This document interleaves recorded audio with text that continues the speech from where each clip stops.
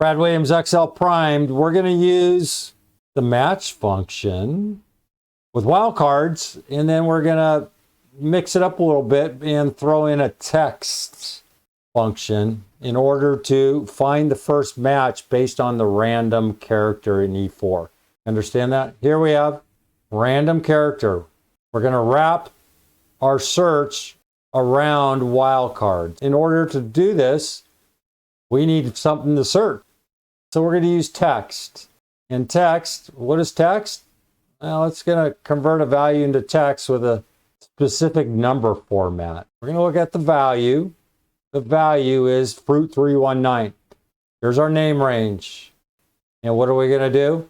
If we find something, we're going to F9. We're going to change up the number format. We have a value, and then we have a format text. Well, we have a 0 there, and then we have a value here, F9. If this matches RAN, it's going to say 1. Hit F9. I don't think it'll. And then we have NA, RAN, and then we have PP. We have E4, basically, we're just looking for the row. So we have the lookup value, F9, and we have PP. We have wildcards wrapped around quotes. We have a lookup array, F9, and it's going to be banana, apple, banana, cherry, banana, etc. And then we have an exact match. Match is going to go lookup array, and match. It's going to find 2. Now I just made a quick change here, dealing with numbers, because we have this text value. Here we have 99. It's a number shown in the RAM between. If we're looking up fruit, how are we going to find a number? The text function with this second argument is saying, my job is to convert anything and everything into text. That's what you're stating here, text, fruit. Make sure it's in text format, and if not, format text. If it's a number, we need to put it in parentheses. That way it will resort to text format. That's why we can read this number 99. It's no longer a number.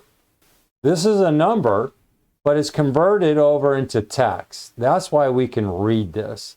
And that's why find the first match based on the random character. It's number 5. In terms of another way to do this, we can concatenate this method over here. You can see how we have match, and then we have all of this language here. If you want, you can take this match, same lookup array is going to look like fruit 319, and we're just going to put blanks in there. That'll also work, provided F9. We're looking for CH, and it's 2. What does it do? Our lookup array, F9, it's putting fruit 39. We're formatting anything that's not fruit into double quotes. You can, with this fruit 319, concatenate double quotes.